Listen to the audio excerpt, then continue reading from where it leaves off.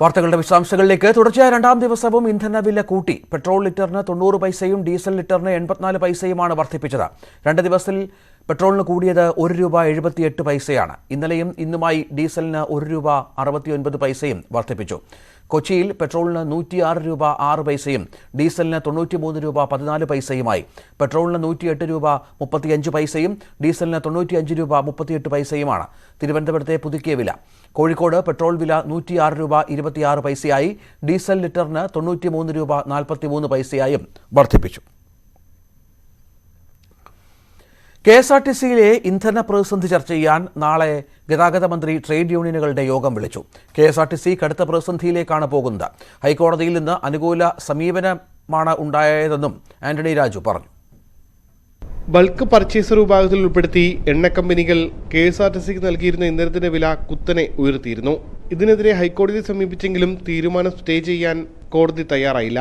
പകരം കമ്പനികൾക്ക് സാഹചര്യം വിശദീകരിക്കാൻ സമയം അനുവദിച്ചു.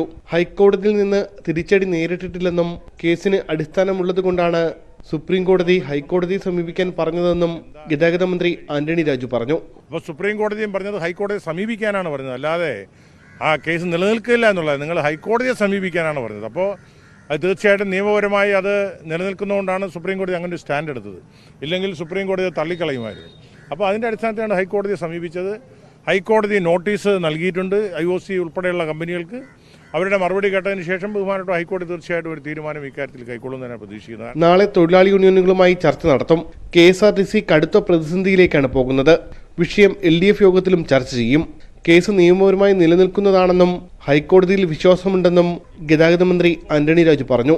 പൊതുവിപണിയിൽ നിന്ന് ലിറ്ററിന് 27 രൂപയിലധികമാണ് KSRTCക്ക് കമ്പനികൾ നിലവിൽ ഇന്ധനം വിൽക്കുന്നത്. ന്യൂസ് 18 തിരുവനന്തപുരം. ബസ് ചാർജ് വർധനവ് വൈകുന്നതിൽ പ്രതിഷേധിച്ച് ഇന്ന് അർദ്ധരാത്രി മുതൽ സ്വകാര്യ ബസ് ഉടമകൾ അനിശ്ചിതകാല സമരം ആരംഭിക്കും. മിനിമം ചാർജ് 8 രൂപയിൽ നിന്ന് 12 രൂപയാക്കണമെന്നാണ് ആവശ്യം. പലതവണ ചർച്ച നടന്നിട്ടും തീരുമാനമായിരുന്നില്ലെന്നും ഇനിയും കാത്തിരിക്കാനാകില്ലെന്നുമാണ് ബസ് ഉടമകളുടെ നിലപാട്. മന്ത്രിയെ നേരിട്ട് കണ്ട് ബസ് ഉടമകൾ സമരത്തിന് നോട്ടീസ് നൽകിയിരുന്നു.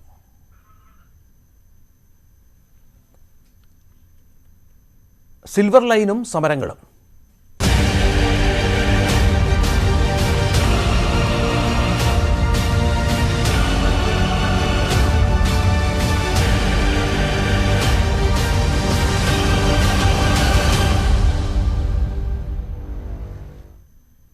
സിൽവർ ലൈനിനെതിരായ പ്രതിഷേധങ്ങൾ വ്യാപകമാകുന്നതിനിടെ സംസ്ഥാന മന്ത്രിസഭായോഗം ഇന്ന് ചേരും. സംസ്ഥാനത്ത് പലയിടത്തും സമരങ്ങൾ ക്രമസമാധാന പ്രശ്നമായി മാറിക്കഴിഞ്ഞു. ഇത് തടയാനുള്ള മാർഗങ്ങൾ മന്ത്രിസഭയുടെ പരിഗണനയ്ക്ക് വന്നേക്കാം. കല്ലിടലിന് പകരം മാർഗങ്ങളും സർക്കാർ തേടുന്നതായി സൂചനയുണ്ട്. നിയമസഭാ സമ്മേളനം പൂർത്തിയായതിനാൽ ഓർഡിനൻസുകളുടെ പുനർവിളംബരവും ഇന്നത്തെ മന്ത്രിസഭായോഗത്തിൽ വരാനിടയുണ്ട്. ലോകായുക്ത ഭേദഗതി ഓർഡിനൻസ് വീണ്ടും പരിഗണനയ്ക്ക് വന്നാൽ CPI മന്ത്രിമാരുടെ നിലപാട് നിർണായകമാകും. മലപ്പുറം ജില്ലയിലെ സിൽവർ ലൈൻ സർവേ ഇന്ന് തവനൂരിലും തുടങ്ങും. തവനൂർ കേളപ്പജി മെമ്മോറിയൽ കോളേജിനടുത്തുള്ള പാപ്പിനിശ്ശേരി അമ്പലത്തോട് ചേർന്നുള്ള മേഖലയിൽ നിന്ന് ആകും സർവേ ആരംഭിക്കുക. ഇവിടെയും ശക്തമായ ജനകീയ പ്രതിഷേധത്തിന് സാധ്യതയുണ്ട്. പ്രതിഷേധത്തെ തുടർന്ന് തിരുനാവായ പഞ്ചായത്തിലെ സർവേ നടപടികൾ മാറ്റിവെക്കുകയായിരുന്നു. ഭാരതപ്പുഴ കടന്ന് അയങ്കലം, വട്ടംകുളം, എടപ്പാൾ, ചങ്ങരംകുളം, ആലങ്കോട് മേഖലകളിലൂടെയാണ് നിർദ്ദിഷ്ട പാത കടന്നുപോകുന്നത്. സിൽവർ ലൈൻ സർവേയെ തുടർന്ന് സംഘർഷമുണ്ടായ മേഖലകളിൽ രാഷ്ട്രീയ വിശദീകരണ യോഗം നടത്തി LDF. കോൺഗ്രസും BJPയും SDPIയും ഉൾപ്പെടുന്ന രാഷ്ട്രീയ സഖ്യമാണ് സമരത്തിന് പിന്നിലെന്ന് മാടപ്പള്ളിയിൽ യോഗം ഉദ്ഘാടനം ചെയ്ത ഇടതുമുന്നണി കൺവീനർ A. വിജയരാഘവൻ പറഞ്ഞു. ബഫർ സോൺ ഇല്ലെന്ന മന്ത്രി സജി ചെറിയാന്റെ പ്രസ്താവനയെ പരാമർശിക്കാതെ 5 മീറ്റർ ബഫർ സോൺ ഉണ്ടെന്ന് മന്ത്രി VN വാസവൻ പറഞ്ഞു. കുറച്ച് ആൾക്കാർ ഇറക്കിയിരിക്കുക, കല്ലുപറിയന്മാര് പല്ല് പറിക്കുന്ന ആളെ കണ്ടിട്ടുണ്ട്. കല്ല് പറിക്കുന്ന ആളെ ആദ്യമായിട്ട് കണ്ടേ ഇവിടെ ഉണ്ടാ. നമ്മുടെ നാട്ടിൽ പണ്ടുണ്ട് അങ്ങനെ ഒരു കൂട്ടർ. ഇവിടെ ഞങ്ങൾ കല്ല് പറിക്കും ബോർഡും വെച്ചിട്ടിരിക്കുന്ന ആരെങ്കിലും നിങ്ങൾ കണ്ടിട്ടുണ്ട്? പല്ല് പറിക്കുന്ന ദന്ത ഡോക്ടറെ കണ്ടിട്ടുണ്ട് ഞാൻ. ഭയങ്കര ധൈര്യട്ടാ. കോൺഗ്രസിനെ കടന്നാക്രമിച്ചാണ് യോഗങ്ങൾ. അക്രമത്തിനില്ല, എന്നാൽ പദ്ധതിയുമായി മുന്നോട്ടു പോകും. വെറും കൈയോടെ ആർക്കും സ്വന്തം ഭൂമിയിൽ നിന്ന് ഇറങ്ങിപ്പോകേണ്ടി വരുന്ന സ്ഥിതി ഉണ്ടാകില്ല. വികസന പദ്ധതികൾ തകർക്കാൻ അവിശുദ്ധ കൂട്ടുകെട്ടുണ്ടെന്നും LDF ആരോപിക്കുന്നു. കേരളത്തിന്റെ വികസനം മുടക്കാൻ BJPയുമായി സന്ധി ചെയ്യുന്ന രാഷ്ട്രീയ നിലപാടല്ലേ ഈ കോൺഗ്രസ് ഇപ്പോ സ്വീകരിച്ചിരിക്കുന്നത്? അതാണ് ഏറ്റവും അപലകരമായ ഭാഗം. രണ്ടു കൂട്ടർ, ഒരാൾ കല്ല് പറിച്ച് പോകുമ്പോൾ അടുത്ത ആൾ കല്ല് പറിക്കാൻ പറ്റില്ല, വഴിയിൽ നിന്ന് കാണുമ്പോൾ കൈ വീശുക. ഇന്നിപ്പോ ഒരാളിനോട് പറഞ്ഞു, കോൺഗ്രസ്സുകാര് റെയിൽവേ മറ്റേ കല്ലിട വിരുദ്ധ സമരം നടത്തുമ്പോ വലിയ കഞ്ഞിയിൽ കലം വെച്ചിട്ട്, അടുപ്പിൽ കലം വെച്ച് വെള്ളം ഇങ്ങനെ തിളപ്പിക്കുമ്പോ SDPക്കാര് ഇങ്ങനെ അരി കഴുകിയിട്ടാണ്. പദ്ധതിക്ക് ബഫർ സോൺ ഇല്ലെന്ന മന്ത്രി സജി ചെറിയാന്റെ വാക്കുകൾ വിവാദമായിരുന്നു. ഈ പ്രസ്താവന നിലനിൽക്കെ കേരളിന് 5 മീറ്റർ ബഫർ സോൺ ഉണ്ടെന്ന് മന്ത്രി VN വാസവൻ. 529 കിലോമീറ്ററും കീറിമുറിക്കുന്ന ചലനവാദം ഒരു കീറിമുറിക്കലുമില്ല. 137 കിലോമീറ്റർ തുരങ്കവും അതുപോലെ തന്നെ ട്രാക്കിലുള്ള വലിയ രൂപത്തിലുള്ള തൂണുകൾ വേണം. വളരെ സുരക്ഷിതമായി പോകുന്നു. മറ്റിപ്പോൾ റെയിൽവേക്ക് നമുക്ക് 30 മീറ്റർ ബഫർ സോണുണ്ട്. ഇതിന് 5 മീറ്റർ ബഫർ സോണുള്ളൂ. ജോസ് കെ മാണിക്ക് പകരം കേരള കോൺഗ്രസ് എമ്മിൽ നിന്ന് ഡോക്ടർ N ജയരാജാണ് യോഗത്തിനെത്തിയത്. സംഘർഷ സാഹചര്യങ്ങൾ നോക്കി മറ്റ് സ്ഥലങ്ങളിലും LDF രാഷ്ട്രീയ വിശദീകരണ യോഗം നടത്തും. G Sreejith, news 18 Kottayam. Silver line വിരുദ്ധ സമരത്തിൽ മുസ്ലിം ലീഗിന്റെ മൃദു സമീപനത്തിനെതിരെ വിമർശനവുമായി പ്രവർത്തകർ. കോൺഗ്രസും BJPയും സമരത്തിൽ സജീവമാകുമ്പോൾ ലീഗും യൂത്ത് ലീഗും എവിടെയെന്നാണ് പ്രവർത്തകർ ഉയർത്തുന്ന ചോദ്യം. നേതാക്കളുടെ ഫേസ്ബുക്ക് പോസ്റ്റുകളിലാണ് ലീഗ് നിലപാടിനെതിരെ വിമർശനം ഉയരുന്നത്. കേരയിൽ സർവേ നടപടികൾക്കെതിരായ സമരം പലയിടത്തും പോലീസുമായി നേർക്കുനേർ ഏറ്റുമുട്ടലുകളിലേക്ക് കടക്കുമ്പോഴും മുസ്ലിം ലീഗ് കൃത്യമായ നിലപാട് സ്വീകരിക്കുന്നില്ലെന്നാണ് ഒരു വിഭാഗം പ്രവർത്തകരുടെ പരാതി. ആദ്യഘട്ടത്തിൽ സർവേ കല്ലുകൾ പിഴുതുകൊണ്ട് സമരം തുടങ്ങിയ യൂത്ത് ലീഗ് നേതൃത്വവും ഇപ്പോൾ നിശബ്ദമാണ്. സമരരംഗത്ത് പ്രാദേശിക നേതാക്കളുണ്ടെങ്കിലും പോലീസ് നടപടിക്കെതിരെ സംസ്ഥാന നേതൃത്വത്തിന്റെ പ്രസ്താവനകൾ പോലും ഉണ്ടാവുന്നില്ല. കേരളിനെതിരെയുള്ള മുസ്ലിം ലീഗ് സംസ്ഥാന സെക്രട്ടറി PM സാദിഖ് അലിയുടെ ഫേസ്ബുക്ക് പോസ്റ്റിന് താഴെയാണ് പ്രവർത്തകരുടെ വിമർശനങ്ങൾ ഏറെയും. കോൺഗ്രസും BJPയും സമരരംഗത്ത് സജീവമാവുമ്പോഴും മുസ്ലിം ലീഗ് എവിടെയെന്നതാണ് പ്രധാനമായും ഉയരുന്ന ചോദ്യം. യൂത്ത് ലീഗിന്റെ നിശബ്ദതയെക്കുറിച്ചും പ്രവർത്തകർ വിമർശനം ഉന്നയിക്കുന്നുണ്ട്. പുനരധിവാസ പാക്കേജുകൾ നല്ലതാണെങ്കിൽ കേരയിൽ ആവാമെന്ന് നേരത്തെ PK കുഞ്ഞാലിക്കുട്ടി പ്രതികരിച്ചപ്പോൾ ഒരു തരത്തിലും കേരളിനെ പിന്തുണക്കാനാവില്ലെന്ന് നിലപാടെടുത്ത നേതാവാണ് PM Sadiq Ali. PK Kunhalikutty, MK Muneer, PMA സലാം തുടങ്ങിയവരുടെയൊക്കെ പഴയ പോസ്റ്റുകളിലും സമാനമായ വിമർശനങ്ങളുണ്ട്. സർവേ കല്ലുകൾ സ്ഥാപിക്കുന്നതിനെതിരെയുള്ള സമരം ശക്തമാവുമെന്ന് ഉറപ്പായതോടെ ലീഗിന് ഇനിയും ഈ നിലപാടിൽ തുടരുക സാധ്യമല്ല. കേരള വിരുദ്ധ സമരത്തിൽ മൃദു സമീപനം പാടില്ലെന്ന ആവശ്യം MK മുനീർ, KM ഷാജി വിഭാഗം പാർട്ടി വേദികളിൽ ഉയർത്തുമെന്നാണ് സൂചന. അശ്വിൻ വല്ലത്ത്, ന്യൂസ് 18 കോഴിക്കോട്. പാലക്കാട് തൃശൂർ ദേശീയപാതയിലെ പന്നിയങ്കര ടോൾ പ്ലാസയിൽ സ്വകാര്യ ബസ്സുകൾക്കുള്ള ടോൾ നിരക്കിൽ ഇന്ന് ചർച്ച നടക്കും. പാലക്കാട് ജില്ലാ കളക്ടർ സാന്നിധ്യത്തിൽ രാവിലെ 11 കളക്ടറേറ്റിലാണ് ചർച്ച.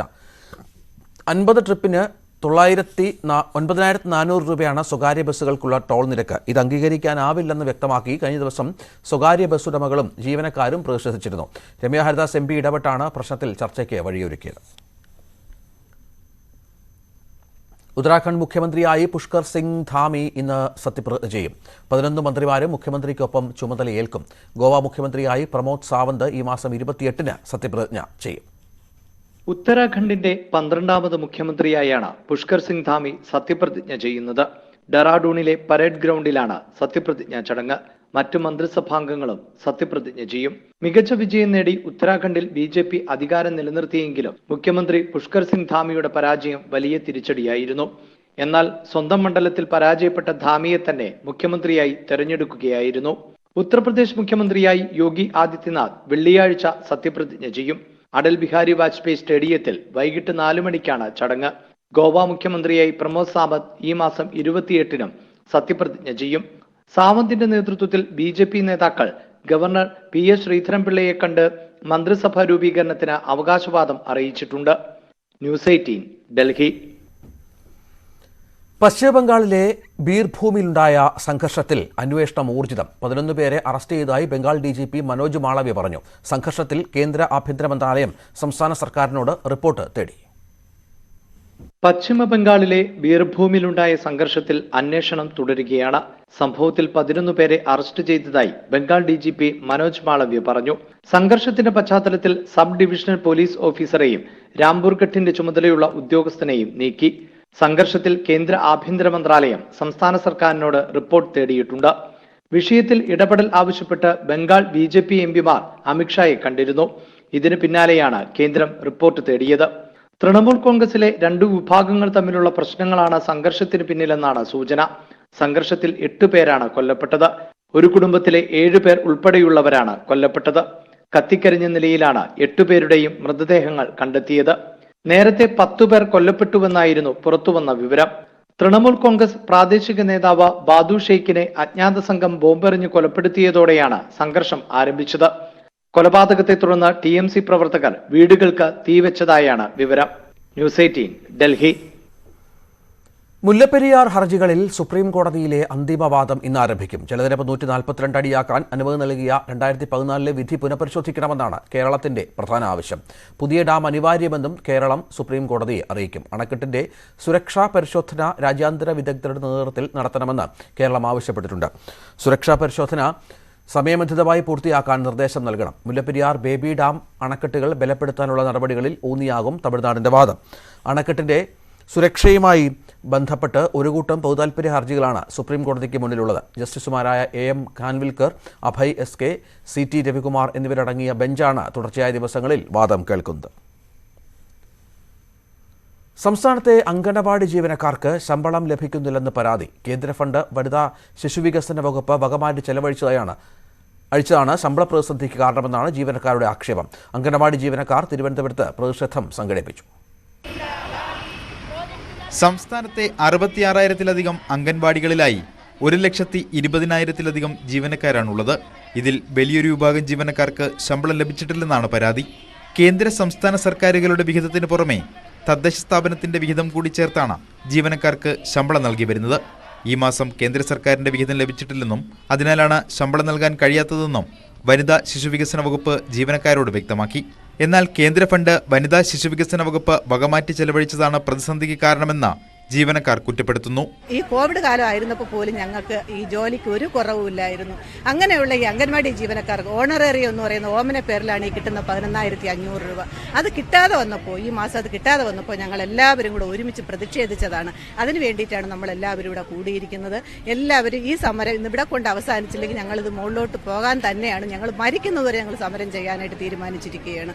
അംഗൻവാടി കുട്ടികൾക്കായി എല്ലാ മാസവും ഭക്ഷണത്തിനടക്കം നൽകുന്ന ആനുകൂല്യങ്ങൾ ഈ മാസം ലഭിച്ചിട്ടില്ലെന്നും ജീവനക്കാർ പരാതിപ്പെടുന്നുണ്ട്. ശമ്പളത്തിന്റെയും ആനുകൂല്യങ്ങളുടെയും കാര്യത്തിൽ ഉടൻ അനുകൂല തീരുമാനമുണ്ടായില്ലെങ്കിൽ പ്രതിഷേധം ശക്തമാക്കാനാണ് ഇവരുടെ തീരുമാനം. ന്യൂസ് 18 തിരുവനന്തപുരം.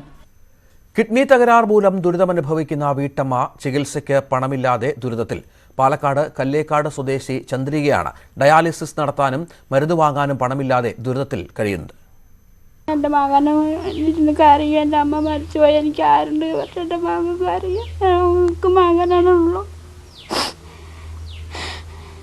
നമ്മളിപ്പം ഭക്ഷണത്തിനൊക്കെ ഭക്ഷണത്തിന് റേഷൻ അരി വെച്ച് കഞ്ഞി വെക്കാൻ ഒന്നുമില്ല. വീട്ടിലൊരു സാധനമില്ല.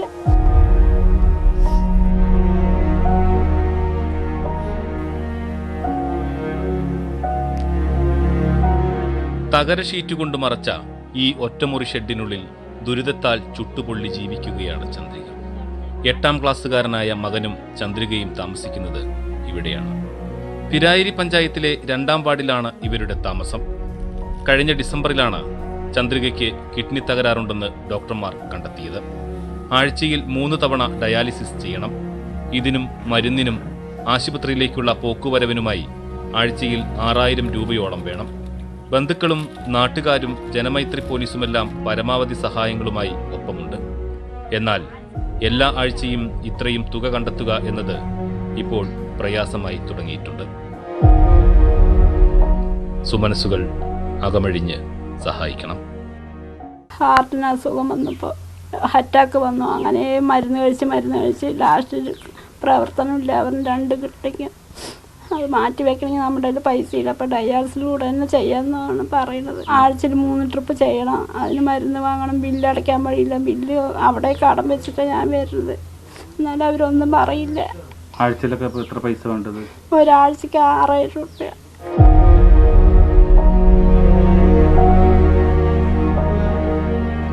ചന്ദ്രികയ്ക്ക് രോഗം വന്നതോടെ ഭർത്താവ് മോഹനൻ ഇവരെ ഉപേക്ഷിച്ചു പോയി. 8ാം ക്ലാസ്സിൽ പഠിക്കുന്ന മകൻ പഠനം നിർത്തുകയാണെന്ന് ചന്ദ്രികയോട് കരഞ്ഞു പറഞ്ഞു. മകന്റെ പഠനം പാതിവഴിയിൽ നിർത്തരുതെന്നാണ് ഈ അമ്മയുടെ ആഗ്രഹം. ഇരിക്കാൻ വീടുമില്ല. മഴ വന്ന് ഞങ്ങൾ എന്ത് ചെയ്യും? ഭർത്തിരിക്കുക. എൻ്റെ മകൻ പറയും ഞാൻ പണിക്ക് പോട്ടെ. ഞാൻ വേണ്ട പറയും. എന്നിട്ട്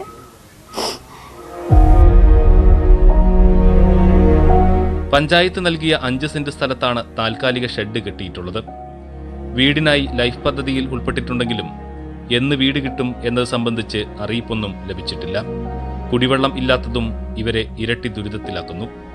രോഗത്താൽ തകർന്നുപോയ ഈ കുടുംബത്തിന് താങ്ങും തണലുമാകാൻ സുമനസ്സുകൾക്ക് കഴിയും. ക്യാമറാമാൻ പ്രജിത് കൊങ്ങാടിനോടൊപ്പം പ്രസാദ് ഉടുമ്പിശ്ശേരി, ന്യൂസ് 18, പാലക്കാട്. സിനിമകൾ മികവുറ്റതോ മാന്യത പുലർത്തുന്നതോ ആകണമെന്ന് സംവിധായകൻ വെട്രിമാരൻ ന്യൂസ് 18നോട്. തന്റെ തിരക്കഥകൾ ആ ലക്ഷ്യത്തോടെയുള്ളവയാണെന്നും അദ്ദേഹം പറഞ്ഞു. കഥാപരിസരത്തിന്റെ സ്വാഭാവികതയോട് എത്രത്തോളം നീതി പുലർത്തുന്നുവോ അത്രത്തോളം സിനിമയ്ക്ക് സ്വീകാര്യത ലഭിക്കുമെന്നും വെട്രിമാരൻ പറഞ്ഞു. IFFK വേദിയിലേക്ക് ആദ്യമായി എത്തിയ സംവിധായകൻ വെട്രിമാരൻ തന്റെ സിനിമകളുടെ പശ്ചാത്തലത്തെക്കുറിച്ചും തിരക്കഥകളെക്കുറിച്ചുമാണ് സംസാരിച്ചത്. സിനിമ മോശമാകാൻ പാടില്ലെന്ന നിർബന്ധം തനിക്കുണ്ട്. ഒന്നുകിൽ മികച്ചതാകണം, അല്ലെങ്കിൽ മാന്യമാകണം. Scripts are the basis, you know. If you have the right script, then you cannot have a bad film. You will have either a good film or a decent film, but script has to be good. That's it. കഥാപരിസരത്തിന്റെ സ്വാഭാവികതയോട് എത്രത്തോളം നീതി പുലർത്തുന്നുവോ അത്രത്തോളം സിനിമയ്ക്ക് രാജ്യാന്തര സ്വീകാര്യത ലഭിക്കും. കഥ നടക്കുന്ന ഇടങ്ങളിൽ നിന്ന് തന്നെ അഭിനേതാക്കളെ തിരഞ്ഞെടുക്കുന്നത് ഈ ലക്ഷ്യത്തോടെയാണ്. പരസ്പര വിശ്വാസമാണ് നടൻ ധനുഷിനെ വെച്ച് കൂടുതൽ ചിത്രങ്ങൾ എടുക്കാൻ കാരണമെന്നും വെട്രിമാരൻ പറഞ്ഞു. We have mutual trust on each other. I trust him as an actor, he trusts me as a writer and a director. That's the reason for our journey. Viduthalai, Vaadivaasal എന്നീ ചിത്രങ്ങളുടെ അണിയറ പ്രവർത്തനങ്ങളിലാണിപ്പോൾ.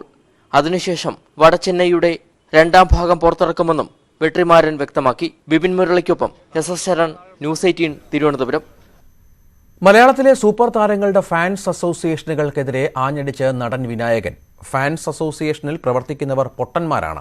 അവർ വിചാരിച്ചാൽ സിനിമ വിജയിപ്പിക്കാനോ പരാജയപ്പെടുത്താനോ കഴിയില്ലെന്ന് വിനായകൻ പറഞ്ഞു. വിനായകനും നവ്യ നായരും അഭിനയിച്ച ഒരുത്തി സിനിമയ്ക്ക് 2ാം ഭാഗമുണ്ടാകുമെന്ന് അണിയറ പ്രവർത്തകർ അറിയിച്ചു. മലയാളത്തിലെ സൂപ്പർ താരത്തിന്റെ ചിത്രം ആദ്യ ദിനത്തിൽ തന്നെ പൊളിഞ്ഞെന്ന വിനായകൻ. ഫാൻസ് അസോസിയേഷനുകൾക്ക് സിനിമയിൽ ഒരു സ്വാധീനവുമില്ല. ഇവിടുത്തെ ഒരു മഹാനടന്റെ പടം ഇറങ്ങി ഒരു 4 മണിക്കൂർ കഴിഞ്ഞപ്പോൾ ഞാൻ കണ്ട ഒരു സൗണ്ടാണ് 1.5 കോടി. ഞാൻ നേഴ്സ് വന്നപ്പോഴാണ് പടം തുടങ്ങിയത് 12:00 ഇന്റർവെൽ ആയപ്പോൾ 1:30 ആൾക്കാരെ ഒന്ന് ഓടിയെന്നാണ് ഈ പറയണത്. മനസ്സിലായ? ഇവിടുത്തെ ഏറ്റവും വലിയ സൂപ്പർ സ്റ്റാറിന്റെ പടമാണ്. ഒരു പൊട്ടനും ഉണ്ടായില്ല ഈ പടം കാണാൻ. പിന്നീട് ഈ ഫാൻസ് വിചാരിച്ചത് കൊണ്ട് ഇവിടെ ഒരു പടം നന്നാകാനും പോകുന്നില്ല, ഇവിടെ ഒരു പടം ചീത്തയാകാനും പോകുന്നില്ല. മീടു ആരോപണങ്ങളുമായി ബന്ധപ്പെട്ട പ്രതികരണം ഇങ്ങനെ: 10 പെണ്ണിന്റെ അടുത്തും ഞാനാണ് ഒന്ന് എന്റെ കൂടെ റിലേഷൻഷിപ്പ് നടത്താൻ പറ്റുമെന്ന് ചോദിച്ചിട്ടുള്ളൂ. ഇത് നിങ്ങൾ പറയണ മീടു ആണെങ്കിൽ ഞാൻ ഇനിയും ചോദിക്കും.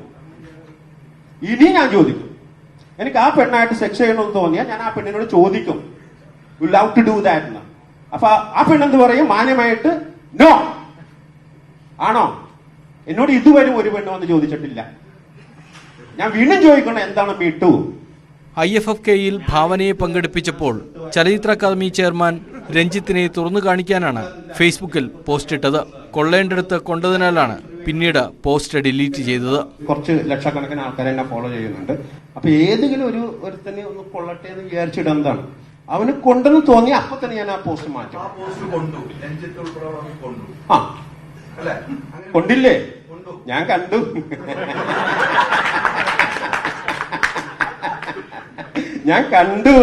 ഒരുത്തി സിനിമയ്ക്ക് മികച്ച പ്രതികരണമാണ് പ്രേക്ഷകരിൽ നിന്ന് ലഭിക്കുന്നത്. 2ാം ഭാഗത്തിലും നവ്യയും വിനായകനും തന്നെ പ്രധാന വേഷങ്ങളിലെത്തുമെന്ന് സംവിധായകൻ VK പ്രകാശും തിരക്കഥാകൃത്ത് S സുരേഷ് ബാബുവും അറിയിച്ചു. ന്യൂസ് 18, കൊച്ചി. സിനിമയിലേക്ക് നവ്യ നായരുടെ 2ാം വരവ് ഗംഭീരമാക്കിയ ഒരുത്തി എന്ന ചിത്രത്തിന് കാരണമായ ആ വീട്ടമ്മ വയനാട്ടിലുണ്ട്. തന്റെ ജീവിതത്തിലെ അപ്രതീക്ഷിത സംഭവം അഭ്രപാളികളിലെത്തിയതിന്റെ സന്തോഷത്തിലാണ് കൽപ്പറ്റ എമിലിയിലെ സൗമ്യ.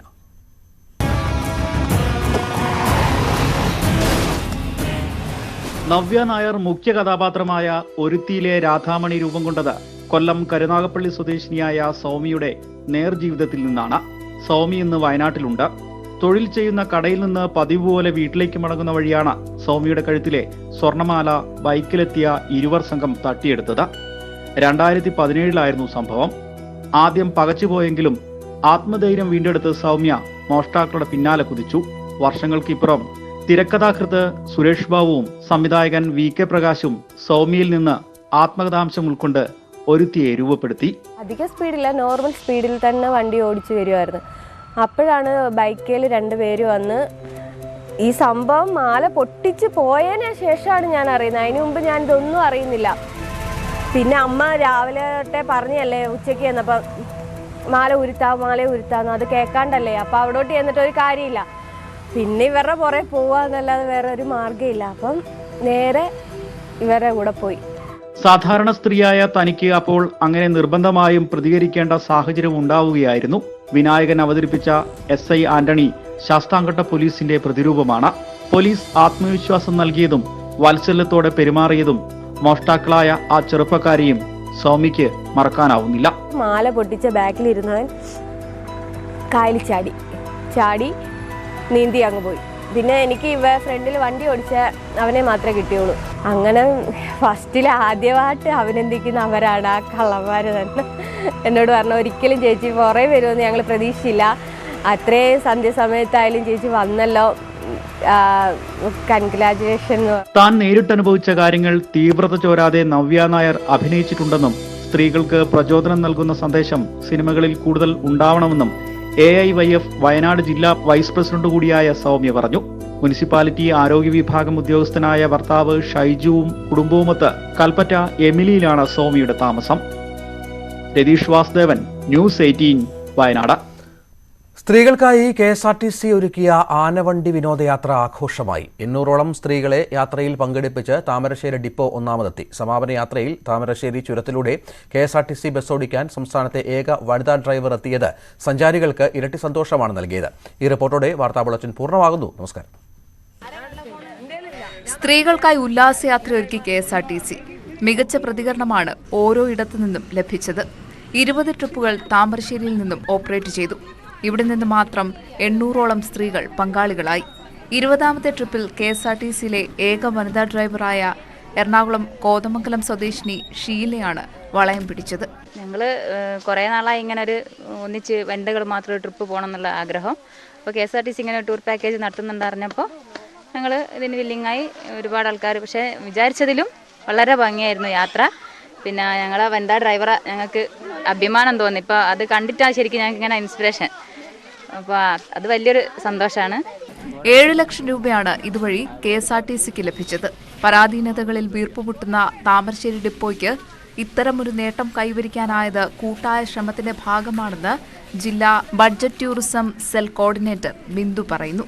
ഞങ്ങളെല്ലാവരും ബസ് വാഷിംഗ് തൊഴിലാളി മുതൽ അസിസ്റ്റന്റ് ട്രാൻസ്പോർട്ട് ഓഫീസർ വരെ ഒരു മാലയിൽ കോർത്ത മുത്തുവിന് പോലെയാണ് ഞങ്ങളുടെ പെരുമാറ്റങ്ങൾ. അത് ഏത് സാഹചര്യത്തിലായാലും, ഡ്രൈവറായാലും മെക്കാനിക്കായാലും കണ്ടക്ടറായാലും ഞങ്ങളോടൊപ്പം നിന്നുകൊണ്ട് വളരെ നല്ല ഒരു സഹകരണം ലഭിച്ചു. താമരശ്ശേരിയിൽ നിന്ന് വയനാട് പൂക്കോട് തടാകം വരെ പോയി മടങ്ങിയെത്തി തുഷാരഗിരിയിലേക്കും തുടർന്ന് അടിവാരം വഴി പുതുപ്പാടി കാക്കവയൽ വനപർവ്വത്തിലേക്കുമായിരുന്നു യാത്ര.